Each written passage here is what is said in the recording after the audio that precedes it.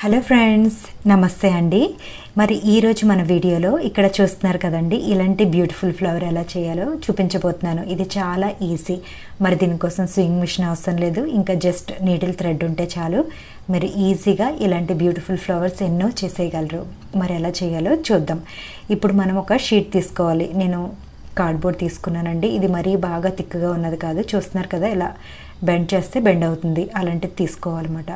తీసుకుని దాని మీద ఒక బ్యాంగిల్ పెట్టుకుని మనం సర్కిల్ లాగా దీన్ని డ్రా చేసుకోవాలి. ఇక్కడ మనకి ఫ్లవర్ ఎంత సైజ్ కావాలో దాని ప్రకారం మనం బ్యాంగిల్ తీసుకోవాలి. ఇన్ కేస్ మీకు పెద్ద సైజ్ కావాలంటే పెద్ద బ్యాంగిల్ తీసుకుని ఇలా ట్రేస్ చేసుకుని తర్వాత కట్ చేసుకోవాలి.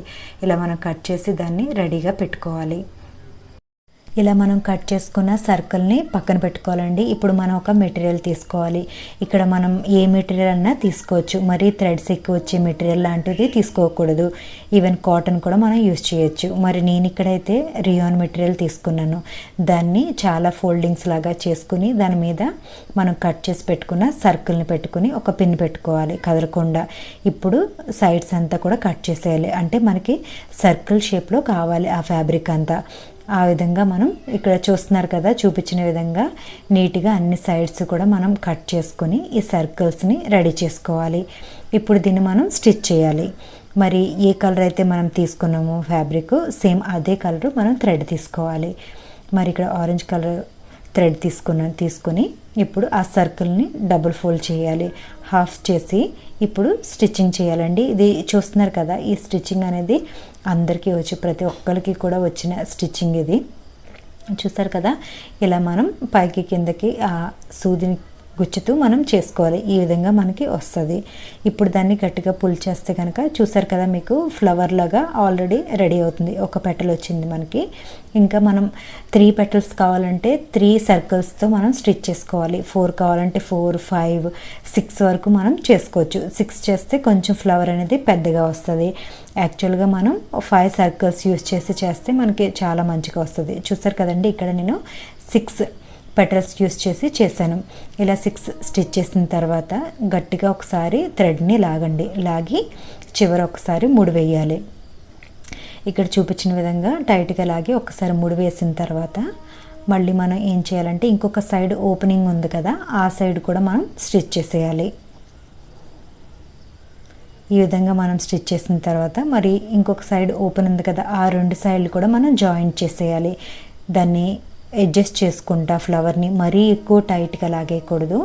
కొంచెం దాన్ని లాగి దగ్గర వరకు థ్రెడ్ చేసిన తర్వాత మనకి ఫ్లవర్ షేప్లో పెట్టుకుని అప్పుడు కింద నుంచి పైకి ఒకసారి స్టిచ్ చేసేసుకోవాలి. ఇలా మనం స్టిచ్ చేసేస్తే కనుక ఫ్లవర్ అనేది మనకి గట్టిగా ఉంటుంది, ఊడిపోకుండా. చూసారు కదండి, చాలా ఈజీగా ఉంది కదా, చాలా ఈజీగా మనం చేసేసుకోవచ్చు. మరి 5 పెటల్స్ లాగా మీరు చేసుకుంటే చాలా బాగుంటుంది. ఇన్ కేస్ మీరు సాటిన్ యూస్ చేస్తే కనుక కంపల్సరీ సైడ్స్ ఇలా కాల్చుకోవాలి. మరి ఇది సాటిన్ ఫ్లవర్ అయితే మీకు ఎప్పటికీ మంచిగా ఉంటుంది.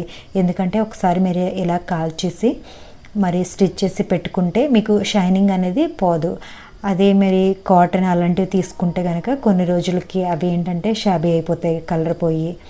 మరి కాస్ట్లీ డ్రెస్సులకి మనం వేసుకోవాలి అంటే సాటిన్ ఎక్కువ ప్రిఫర్ చేయండి. మామూలు సింపుల్ డ్రెస్సెస్ కూడా మనం వేసుకోవాలనుకుంటే కాటన్ మనకి ఏదైతే మెటీరియల్ కంఫర్టబుల్గా ఉంటుందో ఇంట్లో దొరుకుతుంది ఈజీగా, దాంతో మరి ఇలా ఫ్లవర్స్ వేసుకోవచ్చు. అదేవిధంగా ఈ 2 సైడ్స్ పట్టుకోవాలండి. 2 సైడ్స్ పట్టుకొని మనం స్టిచ్ చేయాలి. ఒక్కొక్కసారి కింద నుంచి ఊడిపోతూ ఉంటుంది. 2 సైడ్స్ టుగెదర్గా ఉన్నప్పుడు మాత్రమే స్టిచ్చింగ్ మనం చేసుకోవాలి. చూస్తున్నారు కదా, సాటిన్తో మనం స్టిచ్ చేస్తే ఎంత షైనింగ్గా చాలా బాగున్నాయి కదా. ఈ విధంగా మనం ఇవన్నీ కూడా మనం స్టిచ్ చేసుకోవాలి. స్టిచ్ చేసి గట్టిగా లాగి థ్రెడ్ని మనం స్టిచ్ చేసేస్తే మనకి ఎప్పటికీ ఆ ఫ్లవర్ అనేది అలానే ఉంటుంది.